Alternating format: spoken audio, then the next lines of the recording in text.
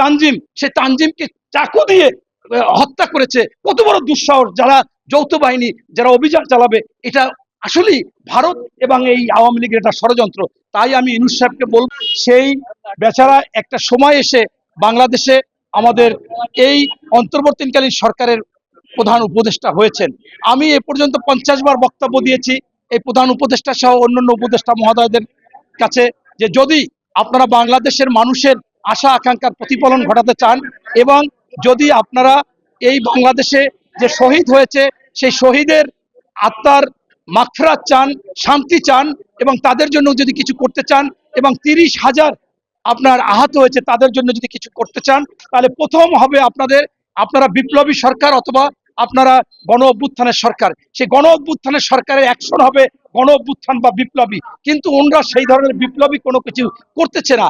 ইতিমধ্যে আমরা দেখেছি যে সেই ডক্টর ইউনূস যখন জাতিসংঘে গিয়েছে, সেখানে ওই আওয়ামী লীগের প্রেতাত্মা যারা আছে তারা কিন্তু স্পষ্টভাবে স্লোগান দিয়েছে, প্লেকার্ড প্রদর্শন করেছে, আপনার তার পদত্যাগ চায়, তার ফাঁসি চায়। কত বড় সাহস! এই সাহসটা কেন হলো আপনার ডক্টর ইউনূস সাহেব এবং অন্যান্য উপদেষ্টাদের বুঝতে হবে। আপনারা দেখেছেন যে ইতিমধ্যে আমাদের বাংলাদেশে স্বাধীনতার পরে যে কয়টি নির্বাচন গ্রহণযোগ্য হয়েছে, 91 সালে একটা ছিল, বেগম খালেদা জিয়া যে তত্ত্বাবধায়ক দিয়েছিল, 96 সালে ছিল, 2001 সালে ছিল এবং 2008 সালে সেনা সমর্থিত মোটামুটি ছিল।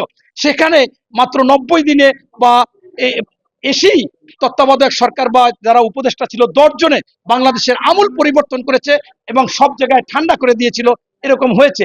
সেখানে আমার মনে হয় যে একটা গ্রহণযোগ্য সময় সেখানে 2 গুণ 3 গুণ হতে পারে, সেখানে 1 বছর 1.5 বছর হতে পারে। ইতিমধ্যে আপনারা দেখেছেন যে সেনা প্রধান উনি বলেছেন যে 18 মাস একটা যথাযথ সময় এবং এইটা হলে আমি পূর্ণ সহযোগিতা করব। এবং এখানে আবার কালকে টকশোতে অনেকে বলেছে যে ওনার চাকরি আছে 18 মাস, এই জন্য উনি 18 মাস বলেছে। ভাই, চাকরি 18 মাস আছে, সমস্যা কি? উনি যদি 18 মাসে একটা ভালো কাজ করে যেতে চায়, ওনার চাকরি দশায় যদি মনে করে যে বাংলাদেশে একটি জনগণের সরকার গঠন করে যাবে এবং উনি ইতিহাসে থাকবে, সেটা তো স্বাভাবিক, ভালো কথা। এবং আমি মনে করি যে এই বাংলাদেশে চাইলে 1 সপ্তাহের মধ্যে দুর্নীতি, সন্ত্রাস, এই দখলবাজ, এই যারা মনে করেন অবৈধ টাকা উপার্জন করছে, তাদেরকে একেবারে আইনের আওতায় নিয়ে আসা যায়। তাই আমি আপনাদের মাধ্যমে আজকেও আবার বলবো, ডক্টর ইউনূস সাহেব, আপনার এখানে স্পষ্ট জনগণ হতাশা হয়েছে।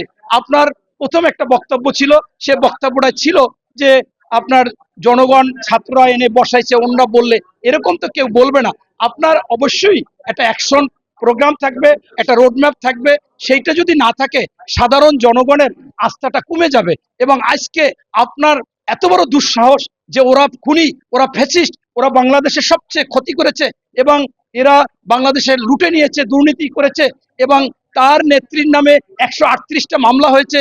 সে ওই দেশে বলে যে আমি পদত্যাগ করি নাই বা আমি কাছাকাছি আছি, টুপ করে। আরে আপনার টুপ করে আসতে হবে না, বাংলাদেশে 18 কোটি মানুষ আপনাকে এনে বাংলাদেশে বিচার করতে চাচ্ছে, আর তাদের দাবি যে তুমি বাংলাদেশে আসো এবং তাকে আনা হোক এবং সেইখানে ওনার 138টা মামলায় 138 বার ফাঁসি হবে। সেই ফাঁসির লোক এইটা বলে, আবার বলে আমি ক্ষমতা ছাড়িনি, পদত্যাগ করিনি। সেখানে প্রেসিডেন্ট নিজে বলেছে, সেইখানে তো আর কোনো কিছুই অবকাশ থাকে না। এবং সেনাপ্রধান বলেছে যে আমি তার পদত্যাগপত্র নিয়েছি, প্রেসিডেন্টকে দিয়েছি। আর সবচেয়ে বড় কথা, তুমি তো পলাতক। তোমার এমন কোন লোক, বাচ্চারাও জানে যে একটা লোক চলে গেছে, পলাতকের আবার চেয়ার থাকে, যেখানে মনে করেন একটা লোক চলে গেলে সেটা খালি হয় না, খালি থাকে না। তাই আমি মনে করি যে ডক্টর ইউনূস সম্পর্কে কালকে যে ঘটনাটা ঘটেছে, সেইটা যদি ইউনূস সাহেব আরো একটু অ্যাকশন ধর্মী কাজ করতো, এই আওয়ামী সন্ত্রাসী দুর্নীতিবাজ লুটেরা যারা অবৈধ টাকা উপার্জন করে এখনো বিভিন্ন রূপে আসতে চায়, আপনারা দেখেছেন যে ইতিমধ্যে তারা আনসার, কখনো ইন্টার্নি ডাক্তার, কখনো এই সনাতন ধর্ম, কখনো মনে করেন ডাকাইত রূপে। এবং সবচেয়ে দুঃখজনক ব্যাপার যে এই যে যাদেরকে পিটিয়ে পিটিয়ে হত্যা করলো, ঘুরে ফিরে দেখা যাচ্ছে তারা আওয়ামী লীগের প্রেতাত্মা, গোপনে এই ঘটনাগুলো ঘটাচ্ছে। এমনকি গতকালকে একজন, তবে আমি সামাজিক মাধ্যমে দেখতেছি যে বিভিন্ন জায়গায় পোস্ট হচ্ছে, সেই পোস্টটা হচ্ছে এরকম যে 1971 সালের পরাজিত শক্তি, আবার 2024 সালের পরাজিত শক্তি, তারা নাকি গোপনে গোপনে অনেক কিছু করে, এরকম বিভিন্ন ধরনের পোস্ট দেখতেছি। আমি বলবো ওই সংগঠনটাকে, আপনারা 86 সালে গিয়েছেন, আপনারা বুঝেছেন আপনাদের কি ফল হয়েছে। 96 সালে গিয়েছেন, আপনাদের অনেককে আপনার ফাঁসির কাস্টে ঝুলতে হয়েছে। বাংলাদেশে একমাত্র শহীদ প্রেসিডেন্ট জিয়াউর রহমান বীর উত্তম, তিনি গণতন্ত্র ফিরিয়ে এনেছিলেন বহুদলীয়। আপনারা সেই সময় আপনারা রাজনীতিতে আসছেন, এমনকি আওয়ামী লীগও বাকশাল থেকে আবার রাজনীতিতে আসছে। সেখানে আমাদের বিএনপি আপনাদের সবসময় গণতান্ত্রিক অধিকার ফিরিয়ে দিতে চায়, কিন্তু আপনারা বারবার এই যে ভুলগুলো করতেছেন, আমার মনে হয় সেখান থেকে ফিরে আসতে হবে। আপনারা 1971 সালে পরাজিত শক্তি হলেও আপনারা সেখানে অনেক ত্যাগ তিতিক্ষা স্বীকার করেছেন, অনেকের ফাঁসি হয়েছে।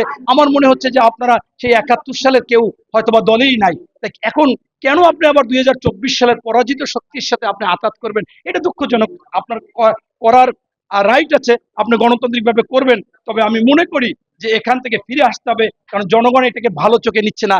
আপনি আপাতত খুব মনে করতেছেন যে এটা ভালো, আওয়ামী লীগকে আপনি ক্ষমা করলে ভালো। আপনার দলের লোকই যখন আপনি বলছেন যে আওয়ামী লীগকে ক্ষমা করেছি, তখন আপনার দেলোয়ার হোসেন সাইদী সাহেবের ছেলে মাসুদ সাইদী একেবারে ওপেন বলেছে যে আপনার যার সন্তান মারা গেছে সে ক্ষমা করবে, আপনি ক্ষমা করতে কি আপনার সন্তান কি মারা গেছে? তাছাড়া তাছাড়া যদি কোনো আপনার জালিমকে ক্ষমা করা হয়, তাহলে ওই শহীদদের রক্তের সাথে বেইমানি করা হয়। তো এর মানে হচ্ছে যে আমি যেটা বলতে চাচ্ছি যে আসুন, আমাদের নেতা বিএনপির ভারপ্রাপ্ত চেয়ারম্যান মহোদয় তারেক রহমান সাহেব, তিনি কিন্তু আগে যে 31 দফা দিয়েছেন, আপনারা ঘুরে ফিরে সেই 31 দফার উপরে কেউ যেতে পারেন না।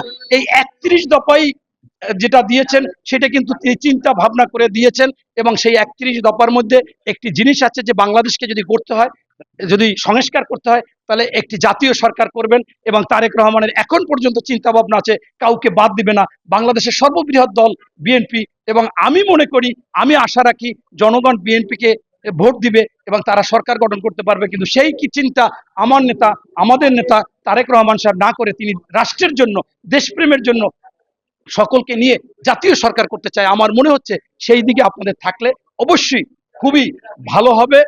তানজিম, সে তানজিমকে চাকু দিয়ে হত্যা করেছে, কত বড় দুঃসাহস! যারা যৌথ বাহিনী, যারা অভিযান চালাবে, এটা আসলেই ভারত এবং এই আওয়ামী লীগের একটা ষড়যন্ত্র। তাই আমি ইউনূস সাহেবকে বলবো যে আপনি অবশ্যই এই বিপ্লবী সরকার বা অভ্যুত্থানের গণ অভ্যুত্থানের সরকার হিসেবে কঠিন এই দায়িত্ব নিন, কঠিনভাবে তাদের অ্যাকশন নিন এবং তাদের গ্রেপ্তারের আওতায় আনুন, তাদের অবৈধ সম্পদ বাজেয়াপ্ত করুন, যারা বিদেশে গেছে তাদের ফিরিয়ে আনুন, তাদের বিদেশি পাচার টাকা আপনারা ফিরিয়ে আনুন। এইটা যদি না আনতে পারেন, এরা আপনার বিভিন্ন রূপে বিভিন্ন সময় আসবে এবং এটা স্পষ্ট। আর এইটা যদি আপনি করতে পারেন, তাহলে ওই আমেরিকায় বসে যারা আন্দোলন করেছিল বাংলাদেশের, সেখানে ওরাও আন্দোলন করেছিল আপনার পক্ষে, বীর ধরবে, লড়বে, বাংলাদেশও লড়বে। এবং মূল কথা হচ্ছে যে তত্ত্বাবধায়ক সরকার বা অন্তর্বর্তীকালীন সরকার, এটা সব সময় অল্প সময়ের জন্য হয়, 3 মাসের জন্যই বেশিরভাগ হয়। সেখানে আপনি 2 বছর, এটা একটা গ্রহণযোগ্য হতে পারে, 1.5 বছর এটা গ্রহণযোগ্য হতে পারে। আমার মনে হয় আপনার কাছে সবিনয় আবেদন করব, জনগণের সরকার দিন, জনগণের ভোট অধিকার ফিরিয়ে দিন, এবং সেইটা দেওয়ার জন্য আপনার যেটা করতে হবে, খুব দ্রুতই একটা রোডম্যাপ দিয়ে সে 18 মাসে যদি পারা যায়, বাংলাদেশের সবকিছু সংস্কার করে যতটুকু পারা যায়, আপনারা সেই একটা সরকার, নির্বাচিত সরকার নিয়ে আসেন। এবং আমি শেষ কথাটা যেটা বলতে চাচ্ছি আপনাদের মাধ্যমে,